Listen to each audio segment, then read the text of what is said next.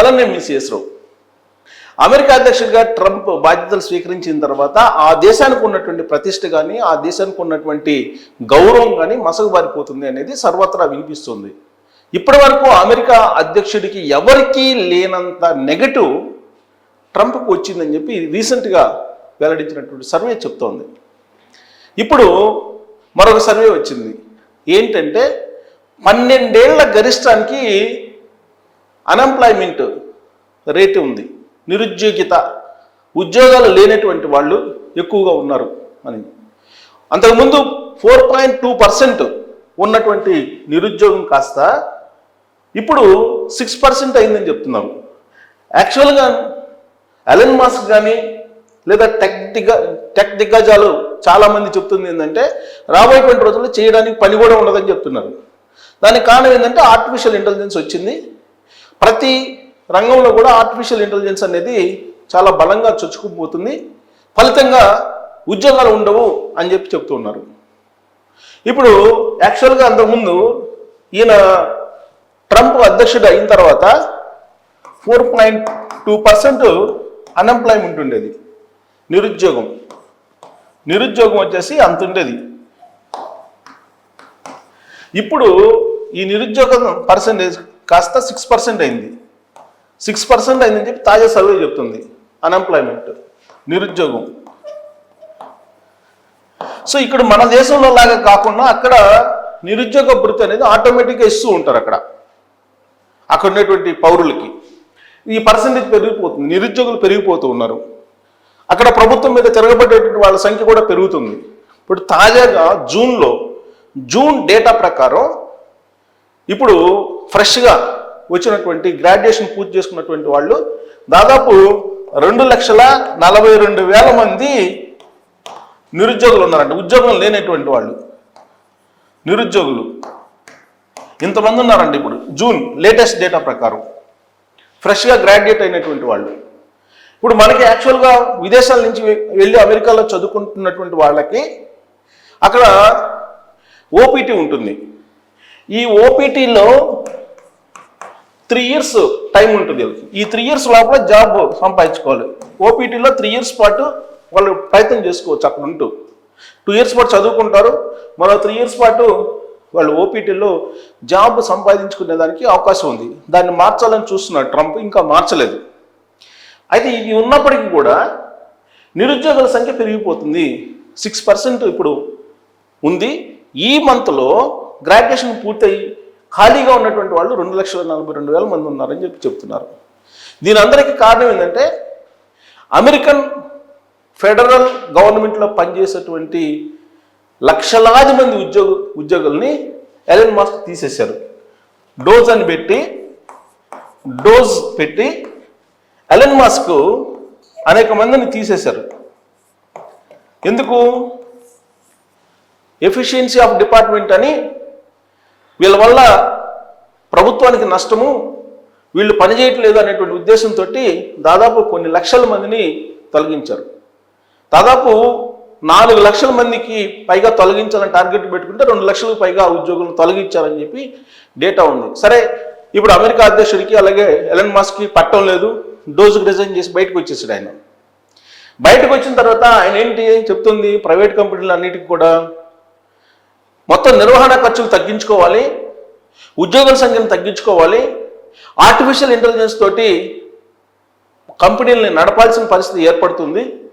కాబట్టి ప్రతి కంపెనీలు కూడా డోజ్ లాంటి డిపార్ట్మెంట్ని ఏర్పాటు చేసుకొని పర్ఫార్మెన్స్ ఉన్నటువంటి వాళ్ళని కంటిన్యూ చేస్తూ పర్ఫార్మెన్స్ లేనటువంటి వాళ్ళని తీసేయండి, అంతకుమించి మార్గం లేదు ఇప్పుడు అని చెప్పి చెప్తున్నారు ఎలన్ మస్క్. సో ఆ కారణంగా అనేక కంపెనీలు ఏం చేశాయి? ఎలన్ మస్క్ ఇచ్చినటువంటి సందేశం, ఆయన ఇచ్చినటువంటి స్ఫూర్తి, వాటిని తీసుకొని కంపెనీలు ఏం చేశాయి? ప్రైవేట్ కంపెనీలు ఉద్యోగులను తీసేట్టు మొదలుపెట్టారు. ఈవెన్ మైక్రోసాఫ్ట్ కానీ, అమెజాన్ కానీ, ఐబిఎం కానీ, టీసీఎస్ కానీ, అమెరికన్ బేస్డ్ కంపెనీలు చాలా ఉన్నాయి. అమెరికన్ బేస్డ్ కంపెనీలు, ఈవెన్ అమెరికా బ్యాంక్ సంబంధించినటువంటి కంపెనీల్లో కూడా, అమెరికన్ బ్యాంక్ కంపెనీల్లో కూడా అనేక మంది ఉద్యోగులను తొలగించారు. సో దీంతో లే ఆఫ్స్ పోటీపడి లే ఆఫ్స్ చేస్తూ ఉన్నారు అక్కడ ఉండేటువంటి కంపెనీలు. దాంతో అన్ఎంప్లాయ్మెంట్ పెరిగిపోయింది. ఈ అన్ఎంప్లాయ్మెంట్ పోవడంతో పాటు అక్కడ ద్రవ్యోల్బణం కూడా అదుపు తప్పుతుంది, డాలర్ వాల్యూ తగ్గిపోతుంది. ఇలాంటి పరిస్థితుల్లో అమెరికా ఆర్థిక సంక్షోభంలోకి వెళ్ళిపోతుంది. మేక్ అమెరికా గ్రేట్ అగైన్ అనేటువంటి నినాదం ట్రంప్ చేస్తూ ఉన్నారు. కానీ దానికి అనుగుణంగా అక్కడ పరిస్థితులు లేవు. దాంతో అన్ఎంప్లాయ్మెంట్ పెరిగిపోవటం అనేది అక్కడ ఒక ప్రమాదకరమైనటువంటి సూచిక అని చెప్పి చెప్తూ ఉన్నారు. గతంలో అమెరికాకి వెళ్ళి ఎవరు చదువుకున్నా సరే వెంటనే జాబ్ వచ్చేది. అప్పటి లెక్కల ప్రకారం దాదాపుగా 90% విదేశాల నుంచి వెళ్ళినటువంటి వాళ్ళకి 90% జాబ్స్ వచ్చేవట. ఎంతమంది వెళ్తే అంతమందికి ఆల్మోస్ట్ వచ్చేవి. ఎవరో ఒక 10% ఉండేవాళ్ళు ఉద్యోగం రాకుండా ఉండేటువంటి వాళ్ళు. 90% పీపుల్కి ఉద్యోగం వచ్చేది విదేశాల నుంచి వెళ్ళి అక్కడ చదువుకున్నటువంటి వాళ్ళకి. కానీ ఇప్పుడు ఆ పరిస్థితి లేదు. దాదాపు 12 ఏళ్ల గరిష్టానికి నిరుద్యోగ అన్ఎంప్లాయ్మెంట్ పెరిగిపోయింది. 12 ఇయర్స్ గరిష్టానికి. 12 ఇయర్స్ బ్యాక్ ఏ పరిస్థితి ఉందో ఆ పరిస్థితి ఉంది అని. Y2K ప్రాబ్లం వచ్చినప్పుడు కూడా ఇలాంటి పరిస్థితిని అమెరికా ఎదుర్కొంది, ఇలాంటి సంక్షోభాన్ని ఎదుర్కొంది అమెరికా. దానికంటే ఎక్కువ సంక్షోభాన్ని ఇప్పుడు అమెరికా ఫేస్ చేస్తుందని చెప్పి తాజాగా వచ్చినటువంటి సర్వే చెప్తోంది. 6%గా ఉన్నటువంటి అన్ఎంప్లాయ్మెంట్ ఇంకా రాబోయే రోజుల్లో మరింత పెరిగేటువంటి అవకాశం ఉందని చెప్పి అంచనా వేస్తూ ఉన్నారు. ఈ పరిణామం అమెరికాకి చాలా డేంజర్ అనేటువంటి ఒక విశ్లేషణ అంతర్జాతీయంగా నిపుణులు వేస్తూ ఉన్నారు. ఆర్థికవేత్తలు కానీ విద్యావేత్తలు కానీ అనేక మంది ఇలాంటి విశ్లేషణలు అందిస్తున్నారు. దానికి కారణం ఏంటంటే అమెరికా యొక్క ఆర్థిక పరిస్థితి బాగలేదు, ఆర్థిక సంక్షోభంలోకి వెళ్ళిపోతుంది. ఈ విషయం ఎలన్ మస్కే చెప్పారు. దివాలా తీయబోతుంది అమెరికా అని చెప్తున్నారు ఎలన్ మస్క్. ఇలాంటి పరిస్థితుల్లో ఉద్యోగాలను కూడా నిలుపుకోలేని పరిస్థితి అక్కడ నెలకొంది. ద్రవ్యోల్బణం పెరిగిపోతుంది. అంటే ఉండడానికి తినడానికి కూడా ఇబ్బందికరమైన పరిస్థితి అక్కడ చాలా మందికి ఏర్పడుతుంది రాబోయేటువంటి రోజుల్లో అనేటువంటి ఒక సర్వే ఇప్పుడు బయటకు వచ్చింది. ఈ సర్వే ఫలితాలని, ఈ సర్వేలో పొందవలసిన అంశాలని కనుక మనం చూస్తే అమెరికా 12 ఏళ్ల గరిష్టానికి నిరుద్యోగిత విషయంలో వెళ్ళిపోయిందని అంటే తిరోగమనంలో ప్రయాణిస్తుంది. డాలర్ కొలాప్స్ అవుతుంది. డీడాలరైజేషన్ వరల్డ్ వైడ్గా నెలకొంది. ఇది ఎంతవరకు వెళ్తుందో అంచనా వేయలేని పరిస్థితి. సో కాబట్టి అమెరికాలో ఉండేటువంటి నిరుద్యోగులకు కానీ అమెరికాకు వెళ్ళి చదువుకోవాలనుకుంటున్నటువంటి వాళ్ళకి కానీ ఇవి ప్రతికూలమైనటువంటి రోజులు అని చెప్పి విద్యావేత్తలు, ఆర్థికవేత్తలు, అనేక రంగాల్లో నిపుణులు చెప్తూ ఉన్నారు.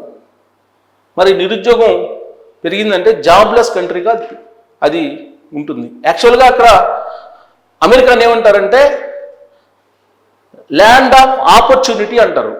ల్యాండ్ ఆఫ్ ఆపర్చునిటీ అంటారు అమెరికాని. అంటే అవకాశాలు ప్రపంచంలో ఎక్కడైనా దొరుకుతాయంటే అమెరికాలో దొరుకుతాయని చెప్పి అంటారు ఒకప్పుడు. కానీ ఇప్పుడు ఆపర్చునిటీస్ లేనటువంటి పరిస్థితి, జాబ్లెస్ కంట్రీగా మిగిలిపోతుంది. ఇది ప్రమాదకరమైన హెచ్చరిక అని చెప్పి తాజా సర్వే చెప్తోంది. దీని మీద మీ అభిప్రాయాన్ని ట్రోల్స్ రూపంలో తెలియజేయచ్చు. Thank you.